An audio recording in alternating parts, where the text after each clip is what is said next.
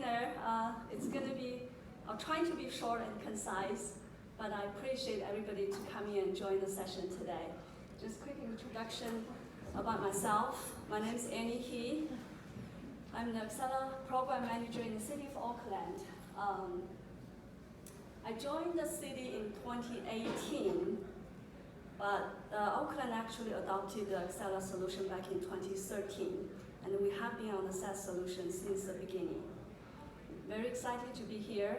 So I'll start talking about City of Oakland Excella platform and governance structure.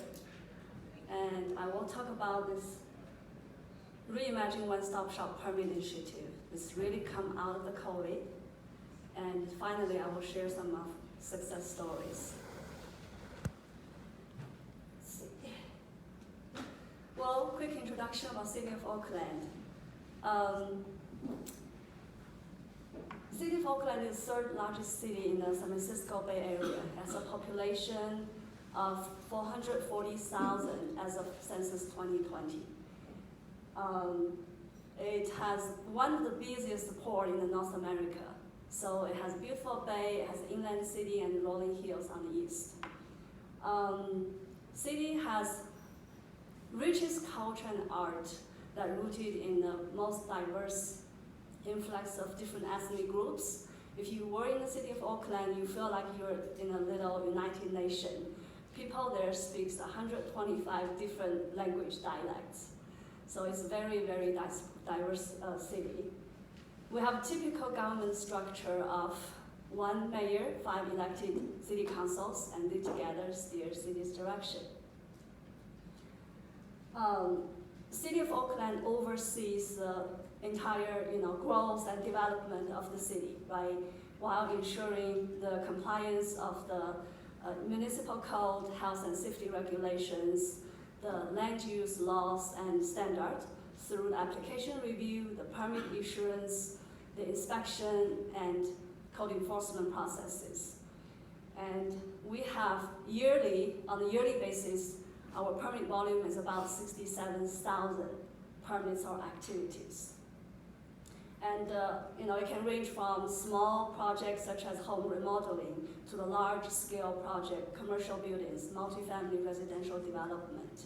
So there's lots going on in the city of Oakland.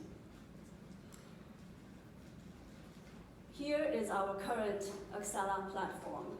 We have 2 major integrations. One is a POS, point of sale system, and the other one is OnBase document management system.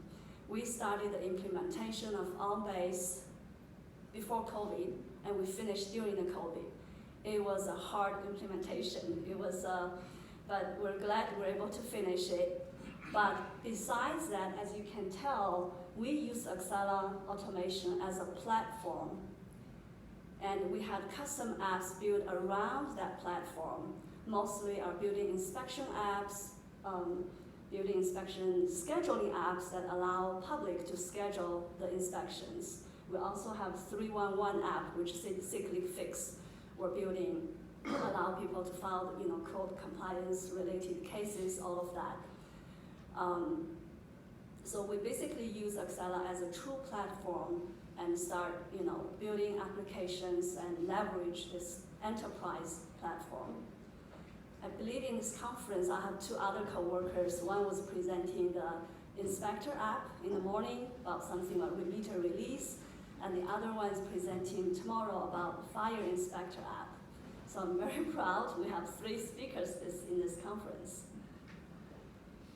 Here is our major stakeholders. We have 6 major stakeholders. Myself and my team reside in the planning building department. We are the steward of the system. And then we have fire, we have public works, department transportation, housing, academic workforce. They all have their own permits, activities in the system. At this time, we have 145 different permit types in the system, and we have 700 internal users that we're supporting on a daily basis. It's a pretty large volume, a lot of work, but how did we achieve that, right? Work out all the stakeholders, end users. Well, this slide basically tells you the trick. This is a fundamental piece that when I first got to the job, this is my first assignment. Basically, how are you going to manage this many users? How are you going to support the system? And this slide got blessed by the city management, and later on, it was reused, saved, adopted by other IT systems or other departments, just trying to manage this scale and level of the projects or the systems. So the principle is we believe in empowering the people, right? So we want to empower the representatives. The first layer are the representatives from each user group, because they know the best of the business processes from their user group. So what we did is we train them up so they can answer basic questions and to do the basic troubleshooting. And from there, they bring users' questions, problems, initiatives, project ideas to the next level, which is solution committee. Well, solution committee is myself is hosting a solution committee on a monthly basis. But behind me is a team of 4, which I have my coworker June here today. She's one of them. My team is supporting basically all the end users for the system configuration, user management, system enhancement, report writing, all the system admin functionalities. And the solution committee is much more than that. This is a platform that we allow the collaboration to happen. Because before I walk into this role, what happened was Department A did something, broke Department B's process business, right? It's like left hand doesn't know what right hand does. So this platform mechanism allow them to bring their initiative forward. The other department get to hear the other departments what they're doing. Then at the same time, we establish certain SOPs, standard operating procedure, because there's multiple departments doing things at the same time. They have to follow certain standard operating procedure in order this to be happening on a synchronized base and not many accidents. At the same time, we also provide training. If it's system-wide upgrade, if it's anything that affects the end user, we have those representatives bring information back to the user community, right? So that way the communication is going down and going up. As far as when the cross-departmental collaborative project going on or proposed by the representatives, we found 3 or 4 departments, we have the common interest, we want to develop this project. So at this time, I would bring this proposal to the next level, which is steering committee. Steering committee was made of all the major stakeholders, department heads. They're the ones making the decision as far as citywide, cross-departmental project. They're the ones making a decision on the cost sharing. This project costs $1 million. Who's paying for what? With the cost sharing, right? Large, big decisions. And because of this structure, it allowed us to quickly pivot to the RSP, which is today's topic, quickly. And we were able to collaborate and work on multiple projects at fast pace because of the structure. And RSP came down from steering committee. That is a vision from the city leadership. They see the need of reimagining one-stop shop permit initiative.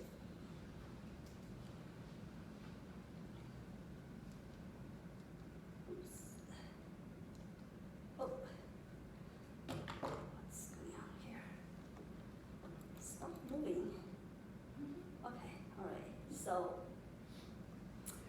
this is when COVID hits and all the shelter in place, it's like it brought unprecedented challenge to everybody. I'm sure we all can relate to it. Overnight, government functions has to convert online. How can we do it possibly overnight? There's no possibility. At that time, we only have 5 permits available on the ACA. We had old ACA portal, and there's a long registration process. It takes 3 to 5 days in order for people just to get registered.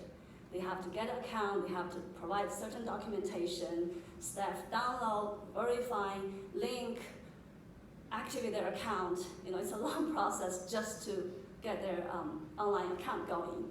And at the very beginning, our permit counter had some creative solutions. Is that applicants, you can drop your plans in certain Dropbox, online Dropbox, while you can send the permit applications through email. As you can imagine, that's present new challenges. It takes staff time to piece everything together. It requires more proactive communication. And basically 3 months into the COVID, there's already 100 cases built up, backlogs, right? And people were complaining my application went to the black hole. We don't hear from you. Where did it go, right? The complaint went to city manager's office. And it was lack of transparency and a lot of frustration. Because of that, city leadership got together. That's where solution committee gathered, and that's they start visioning this RSP initiative. So in response to those challenges, the city wants to build this one-stop shop, human-centered permit process that is supported by enhanced technology. So this is before, and that's after. That's a vision of their after. So how do we get to there? This is their vision, basically. They want that true one-stop shop online permit center that allow people, doesn't matter it's a virtual appointment or or online ACA, that application come in, and through the data, through the transparent workflow, and they can track each step in a way where's that permit. They can log in, they can check on the permit status, and that has to be transparent, has to be efficient, and they are envisioning this full online capacity. Doesn't matter users' previous experience, their scale of the project, or their socioeconomic status. Basically, the vision is we need to make this online permit center as efficient, as transparent as possible, full online capacity, and along with it, of course, the physical space too, right? But today we're going to be focusing on the online permit center. And right, so this is basically their vision. People used to go from first floor all the way to the 5th floor and come down the full day. And at the end of it, as of today, we have truly true one-stop shop physical space. They go there, and if they get out the door and with their permit in hand. So that's their vision, and we're able to achieve that. Along with that vision, there were, again, collaboratively, we all worked together. We're able to identify 65 projects. There's 2.5 million pumped into this initiative, right? There's system-wide projects. There's a departmental enhancement projects. There's a back-end system upgrades, dashboard building. But most urgent, highest priority is get online permit going with more proactive communication. So that's why you see before and after. Under that vision, we were able to bring another 13 major permits onto our online permit center. We modernized our portal. We used something called a G-Wizard to really streamline the user registration process and permit application process. Definitely bring efficiency and transparency into this whole process. And our webmaster helped us to produce a series of tutorial videos, help people to understand the process, how to register, how to apply certain permits. But that turns out very helpful. We were really able to achieve the transparency, and our great service got appraised by the community. This is the old site, as you're all familiar with. It's interesting, I walked into the customer service yesterday, like the ACA enhancement is the one that most of the stickers. I think we can all relate to it. It's, and this is our modernized online permit center with the port and the Lake Merritt as a background, deliver our major service. People can apply for the permit, schedule inspection, pay the fee, check the permit status, and tutorial video. Right, it's day and night. Completely different user experience. Not only the front end look and feel, but what we did 3 major things for the online permit center to really deliver that promises or deliver their vision. The first thing we did is we used the tool GWizard to streamline the user registration. Like I said in the beginning, it takes 3 to 5 days for any user to be able to register and apply a permit. And as you can imagine, when we had a counter open, people can go to the front counter, complain, scream, whatever they're doing. But during the COVID, there's no one answer the phone. Email goes to, like no response. They were impatient, more impatient. What we did is allow people to register within a few minutes. Put the basic information, boom, you get an account, instant account yourself, and you can log in. Once you log in, you will be able to upload the required document yourself. I'll do a quick demo at the end of this. Based on your role, you're a licensed contractor, owner, builder, or agent permit runner. You're able to upload your document. Once your documents are uploaded, it's automatically attached under your online user account. So all staff needs to do is review it, approve it, and activate. So instead of 7-step process, now it's only 2-step, 3-step process, right? Not only that, so when this licensed contractor enters his license number, we get validated to the State Contract License Board. And if their information is not already in our system, we add them into the system, along with their uploaded documentation. So I have let me see if I can demo this very quick. Let's see.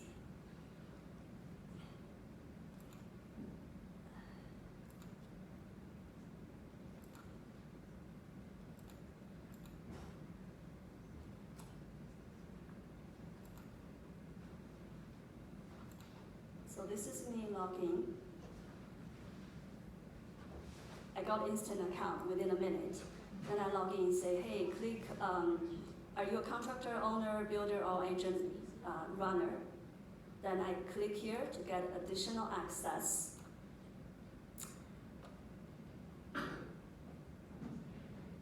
Let's say I'm the licensed contractor. I put my license number. It's checked against the State Contract License Board, verifying, says, oh, you are a certain and certain construction company, and now you are required to submit a contract user agreement, City of Oakland business license. There's some declaration page, pretty standard documentation. And once you upload it,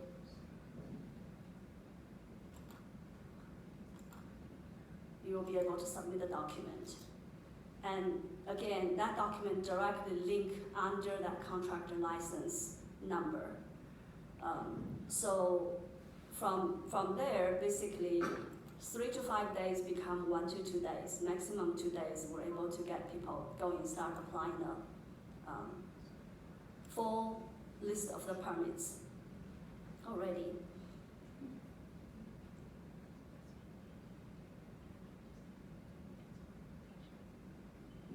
That's the end of that demo.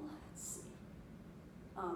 Another thing we did is, like I said, we have 140 permit types. There's many. Only planning building department, we have around 70 to 80 different permits. There's so many different permits. How could people possibly know which permit to apply to? So what we did is we created this comprehensive one permit matrix page that not only lists out the steps, what process they need to follow, but also link to the city website. This is a little blurring, but just give an example of the first ADU as on the top, right? For the ADU, it needs to go through the planning approval, then go through the building approval. So what we did is we listed them out side by side. Step one, go to ZW, which is like zoning approval, planning approval first. Then step two, go to building review. At that time, at the end of it, it helps staff to review it and process more quickly. This is the page that allows people to quickly browse, look at the project, like on a glance of what steps to follow. It helps a lot. And not only that, prior to this, our website lists a bunch of information. Our ACA is on its own. There's never been linked. Somehow it's just disconnected. At this time, we kind of link the resources from both sides, side by side, so that people can always go to the website, come back, Information is all connected, related to each other. And our webmaster, he did a great job, Aaron, to help us make this happen. He also created, like I said, a bunch of videos that help user to how to register, right? How to check the permit status online, how to create a building worksheet, which is our building pre-application. Well, this is rather significant because we have so many permits. Not every single permit is available online. Like you can directly apply. There's many still not available. So how can you apply them? You apply them through the pre-application. So our BW is building pre-application. ZW is planning pre-application. Pre-application allows user to send their inquiries, proposals forward. Then staff can start review them, put them into the right bucket, and get the process going, right? So it's really saved a lot of back and forth, paperwork, email communication. Everything goes through Excella.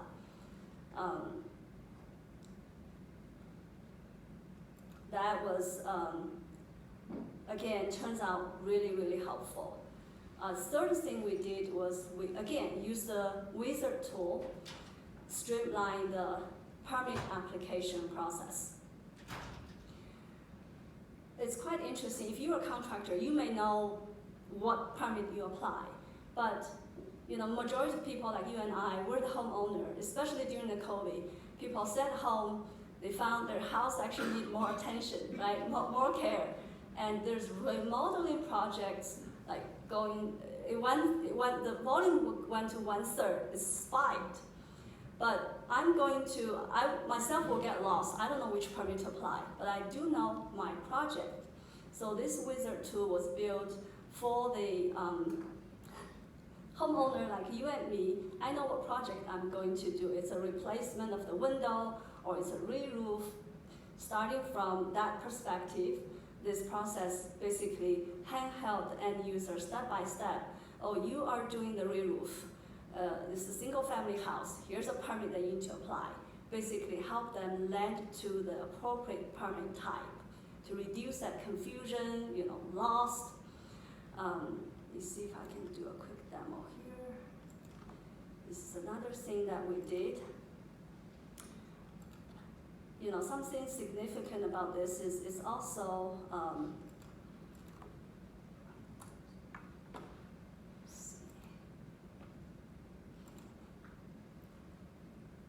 so now I log into the system as a contractor.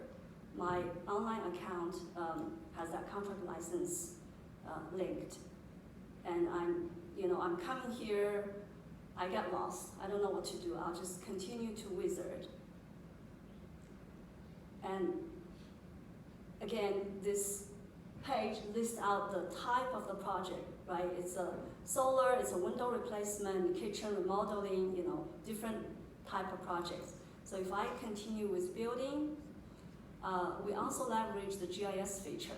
What's interesting is not only Oakland was surrounded by many small cities, inside of Oakland there's a small city. They decided to be surrounded, just like little island. And the residents there get confused all the time. They apply permit to the city of Oakland, which we have no jurisdiction. It belongs to their own little town. We get this wrong permits coming all the time. People get confused. So this really helped us to stop that from the beginning. If it's within that little island, we'll tell them, sorry, this is not a place, you need to apply permits elsewhere. So that GIS filter really helped use our city boundary. Now you see I come in here, I see this list of the projects. But if you are a permit runner or just agent, you have not provided your license, contract license or owner information, you will see all those pre-applications. You will see different lists than I do because I'm the licensed contractor. It's being verified, everything linked under my account, and I have full access of all the permits that are available. My project is not listed. This is all the pre-application, like I said. There's so many permits are still not available at this time directly, and we allow them to apply through this pre-application process. I'm applying for the ADU, so we need to go through the building pre-application first, apply now. It's basically land to the correct permit type. I have my contract license already linked, right? Then continue application. And here is our BW. So this wizard, again, eliminates, kind of help the regular people, not the professionals, have a very easy application process, so they can make sure they can land to the correct permit type, just reduce those confusions and helping them along the way. We achieved that through our partner, Greywater. I'm not sure they're here today. It sounds like they had another presentation going on. But what's neat about this is not another technology. You have Open City, different technology platforms you can plug in on top of it. But hearing, like this morning, hearing what the technologists were saying, you have to be careful when you have so many different solutions, and down the road you have to maintain them, right? So we kept that in mind. This tool is just a quick add-on. It's not another platform that we need to maintain. It's called the GWizard. It's really brought us the capacity to bring our, kind of unleash us from this limitation of ACA, allow us to build a different,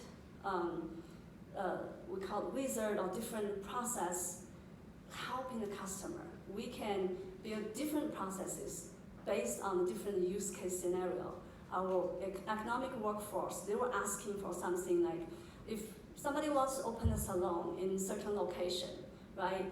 So we can use this wizard. That's actually in progress right now. We use a wizard to say, based on your location, here's a zoning designation, here's a conditional use permit you need to apply, here's the steps. At the end of it, they already enter certain information. At the end of it, if they decide to apply, all the information they entered in the beginning, boom, goes into the ACA. So that's, that's why we like it, because it's integrated with ACA so well. It's seamless experience for the customer, right? You can scale up and down. I mean, of course, scale up. We have built 2 already, 1 in the process. We're looking for more. So this technology really brought in the flexibility and scalability to us with very reasonable price, and help us to truly achieve that seamless one-stop shop online permit center. Feel free to check them out. I guess they're in a partner booth there. Just to give a few statistics, our solar permits, as you can tell, in 2020, majority of them are coming in person or through email. But today, 99% come from online. After our online permit center, we brought that solar permit online. And this is a very interesting slide. Our residential remodeling permits. In 2020, in 2021, the volume really spiked, and that was the process. We're moving those permits online. We're reconfiguring them. Everything was going on during that time. And as of today, 2022, it took us 50 days, basically, from start to finish to issue the permit. Through this Reimagining One-Stop Shop initiative, we were able to automate that user registration and user approval process. We were able to streamline the permit application. We used a spatial data validation to save us some trouble, save people's time. We created this comprehensive permit matrix, right? Allow people to go to this one place, view it, learn it, study it, and decide what they want to do. And we built in that pre-application. Like I said, pre-application is very powerful to open the door, allow people to start coming, because we're not totally out of COVID, right? Still hybrid model, still, that allow people to get their requests coming, proposal coming, then it's really allows staff to use time and to process them. So it's pretty significant. If you do a little comparison, permit registration takes 3 to 5 days before, today 1 to 2 days. Permit issuance takes 1 to 6 months before, and now it's 1 to 8 weeks. Permit review and approval used to take 3 to 4 months, and now take 1 to 3 weeks. Through this effort, right now we are one of the fastest approval city in the Bay Area. Even the volume, the application really spiked. We did really achieve the transparency. We brought efficiency into the process, that user-friendly interface, and people can check their permits in real time. Where am my permits at? It's in a plan review. It's it's in the inspection stage. Whatever stage, they can check real time. And we have happy developer and residents. That can be approved by this newspaper published in June. It's a San Francisco real estate newspaper. Basically said Oakland has one of the shortest entitlement and permit timeline for the residential development. So that was the best customer, I guess, the feedback or to show how much work we put in and the real impact to the to the developer and our residents compared to the neighboring cities. Oakland is achieved quite a lot, from probably not the longest, but right now is definitely the shortest entitlement and permit approval. Well, I cannot take all the credit. My team cannot take all the credit. Our success story came from the great partnership with some of the consultants, in this case with the Gray Quarter. They provided this very creative solution that we really liked it. We had a great teamwork through the collaboration. Again, remember that chart or governance model chart that really allowed us to collaborate and work with everybody. So that piece, if anything that you can remember, I hope you can remember that picture. It is the deal breaker, I believe. And we have that can-do attitude. It was a challenging time, I believe, in all our life, and we did embrace the challenge. We finally achieved the efficiency, transparency, and with equality. That's the end of my presentation, and I'll be happy to answer any questions. How long did that take you, that whole process? The online permit? Yeah, you just said it was a big effort. So from beginning to end, how much time did you put into it? I believe it took us between 3, by the time we went live, 4 months. by 3 months, at the end of 3 months, it's all done, but went to the soft launch just to, feel it, test the water, see how people get some feedback, tweak a little bit more. At the end of 4 months, we went live. So your discovery of what you needed, and then the development of what you needed, and then the testing, all was done in 4 months. Correct, from beginning to the end. It was, we kind of knew already what needs to be done, right? But high level, we know we need to make it transparent, people can check, how many, and we also went through the exercise, like, everybody said, put my permits online, right? This is more important. So how do you prioritize? We go by looking at the statistics, volume, the value, right? The project value. We have certain metrics to prioritize, use the data to make the decision. At that time, people said, oh yeah, that makes sense. Just go with your proposal. So it's quite an effort, but How many people were on your team? I'm sorry. How many people were on your team in this? I have a team of 4 plus 1 GIS person, so 5 of us. And Greg Porter. Correct. Yes. Very interesting. Yeah, I hope that's helpful. Yes, I sir. noticed that you had the people who were registering come in and self-identify, and then there was some documentation that was necessary for certain types. I think we only saw the licensed professional contractor, but then the other ones would they have had to do another documentation or like documentation as well? Very good question. Yes, absolutely. If they self-identify themselves as owner-builder, because they can be owner, they can build themselves, right? So we ask them to provide the proof of the owner, which is a grant deed, and also the declaration page. Make sure city covers ourselves. If something goes wrong, can you be full responsible? Yeah, we do. And even the agent runner, like somebody working in this construction company, they come in, apply. Like I said, we allow them to apply the pre-application, but by the time they really, get into the real permit, by the time we issue the permit, we do definitely need a contract license or that, whatever the letter that from owner to prove they are eligible, they are entitled, they are supposed to do what they're supposed to.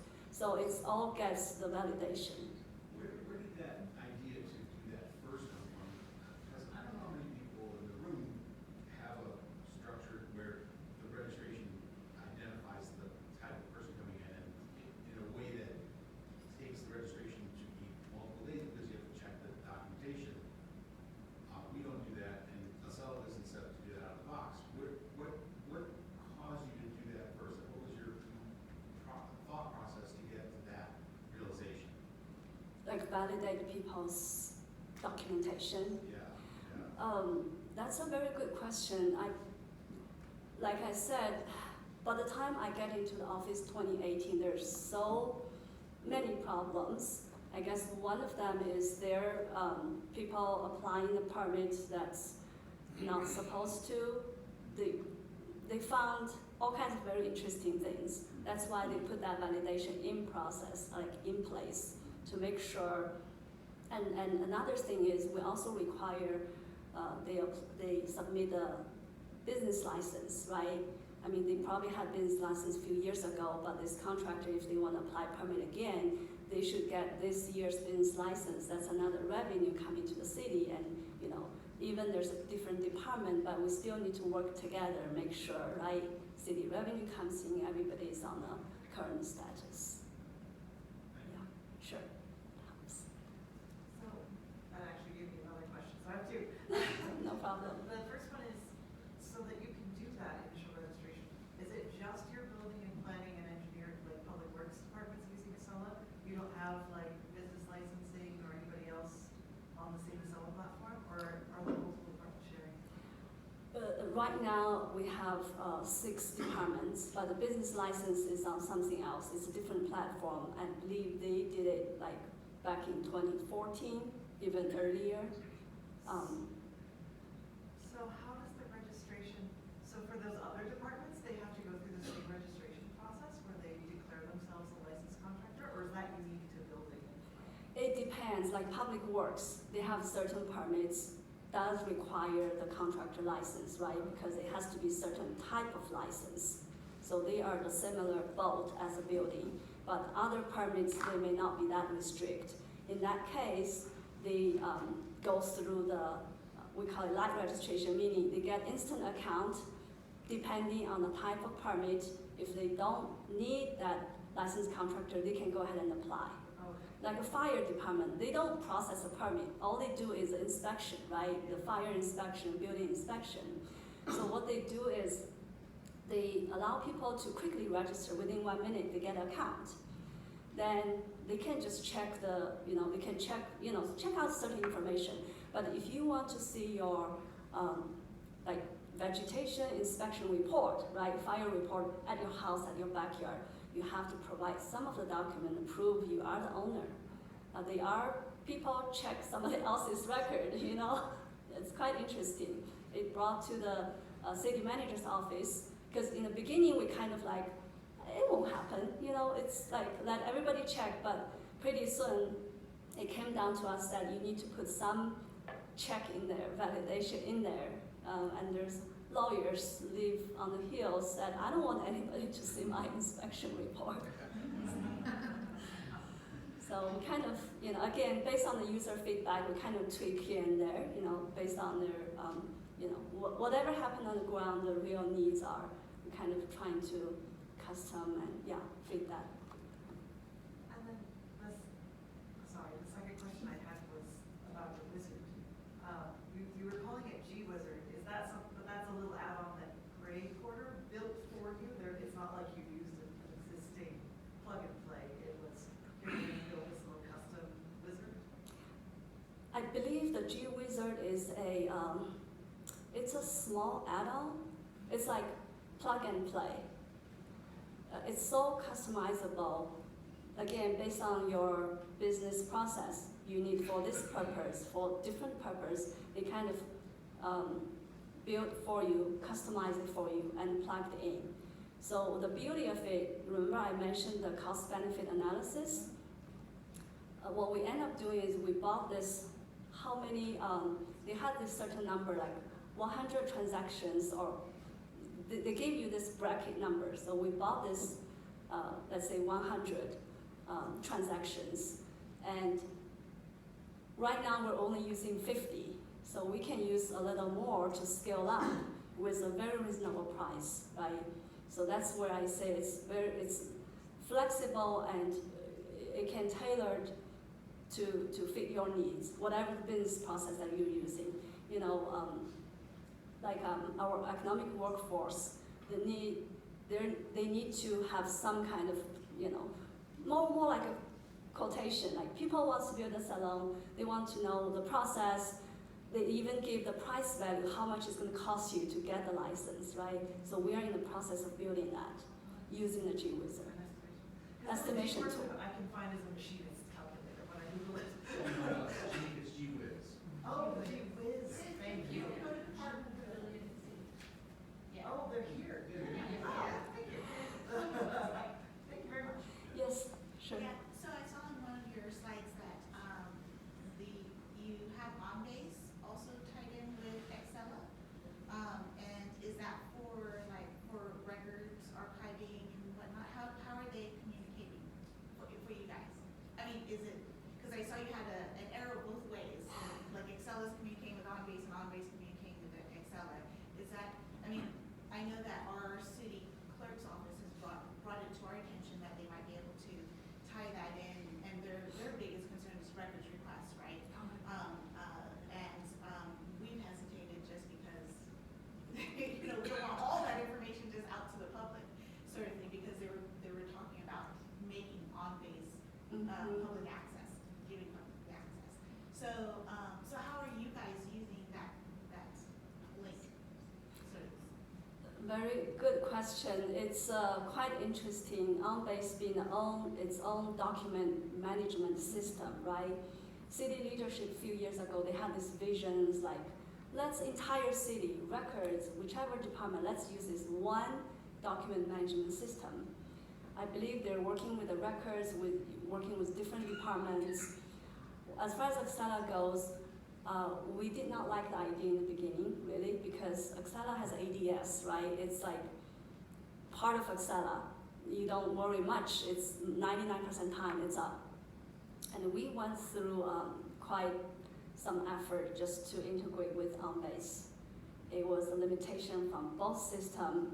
They were the partner, but not that up to date to each other. What year was this? 2 years ago. Yeah, 2 years ago. At one point, we stopped and we were reevaluating, but eventually we kind of went live with it. I would say the beauty of it depends on how much resource you have. Again, if you have strong IT, they can support you, help with the. Right now, our OnBase is maintained by our IT department. It's on premises. We can reach out, they can, but if OnBase is down, to be honest, Axela is halfly paralyzed. People cannot upload the document, download, it's all the receipt, reports, everything's down. So that's one of my biggest worry. That's the reason why we didn't like the idea in the beginning. That's why I'm having very close relationship with my IT department, make sure if it's down, I can call them up, right? But it was quite an effort. If you have enough resource, you can, they can support you. Again, if it's purely from Axela perspective, I wouldn't recommend. But if it's at ITO level, IT director level, they want this one centralized document management system, that's a different story, but make sure you ask that for that additional resource to be able to support you. That's the only thing I can think of. I liked your diagram that showed how you had the end users at the bottom and you were on the, what was the group at the top called?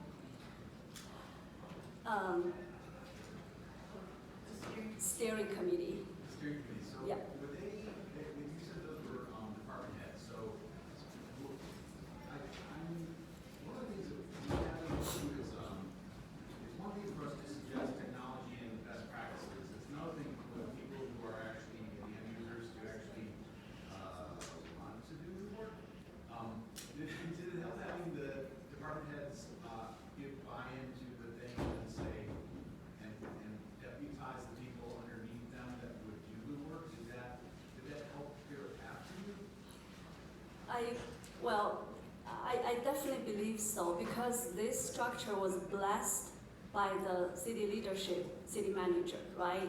So as we go through those exercises, when it comes to the steering committee, I'm reporting up, but CIOs, basically our IT director is hosting that steering committee to make sure that, that direction, that collaboration get blessed, get acknowledged by the department heads. They know what's going on the ground. They know this is an initiative. They're all going to benefit, and that proposal is coming from their people, not like this one person proposed, this one department proposed, right? It's a cross-departmental, it's the citywide initiative. So have the leadership there to host that meeting and to deliver the message, help you to help me, at this case, convey that message is very important. And you had created a data-driven recommendation that they then approved based on the fact that you used historical data to support your idea of which record types to put into the system in the first place. And so I think it's kind of genius. I really Thank you. want to leverage it myself. Appreciate it. Thank you so much. Yes. Do you ever have permits, I guess, where like one project is going to have multiple permits associated with that one like project? And are people able to like, I guess, apply for both of those like at the same time in the ACA platform? Because I'm curious if they're able to do that and how you do that. Very good question. That comes to why I said that pre-application is significant, right? People said, oh, I'm proposing this project. They don't even know which direction it's going. So once coming through pre-application, our staff review them, evaluate them, and create a related child record. For example, this BW coming and become a residential building or commercial building. Then I, as a staff, permit counter staff, I create a related building permit to it. Oh, so you have to they can't, like, there's not, you don't have a way for the Yeah. applicant to do that. Exactly. themselves. Based on the, there's so many factors based on the value, geographic area you're in. It's very, very rarely people know which permit, what is the correct permit. That's why it takes staff, their knowledge, their determination to make the appropriate decision. This is the right permit you can apply. And the child record will be the B permit. At that time, we'll send an email communication. Like I said, every major milestone, we send email to customers, say, hey, here's your permit. Right now it's application review stage. Right now it's in the plan review stage. They get that email, they boom, log back in and check it, right? So they can check this is a parent permit, this is a pre-application. Right now my permit is a B permit. It's under the plan review stage. Yeah. So your pre-application is a record time. Correct. And so let's say we have what do you call it, planning or development services, we have a zoning site plan. They need to pull a site plan. And it needs to be, and the building is gonna be based on the site plan. Site plan will take precedence. So you get this pre-app and somebody goes, well, we need a site plan. Create the site plan. Mhm. You don't create the building permit, do you, until you've got an approved site plan? That's Is right. that the process? And then it may have I assume, a parallel running environmental permit, because part of the site plan is all the stormwater management that has to go in. What happens then? So you get all three permits running. Typically, the site plan has to be approved before building kicks off. Mhm. The environmental in our shop can kind of still be going, but you won't get the plan review approved till we get the environmental permit approved. Mhm. It's held up as a client's resubmittal request. But what happens? You don't do workflow processing on the pre-app. You do it on the individual records, right? The pre-app is just a button Correct. date. Correct. Mhm. And then, do you use it for reporting, and do you use it? Not much. We That's don't what use. I wondered. Yeah. It's just to bug it. Correct. And workflow is done to the unique record type. That's exactly right. So in this case, it comes in, it goes through the planning review, and now it's determined to be a building, it goes through the plan review first, Yes. then go to the building, become child record. But for environmental review, we actually has that as part of the review workflow, right? Fire department, public works, environmental health, they have access, they're part of the workflow review process. Now, for the building permit or for the pre-app? For the building, for the actual permit. We have that too, but we also require an environmental permit for the stormwater. Then you have to do an environmental review on the building permit. Mhm. For us, that's come much later Okay. for the actual permit. Okay. Well, I guess thank you for coming. Thank you very much. Appreciate it. We'll check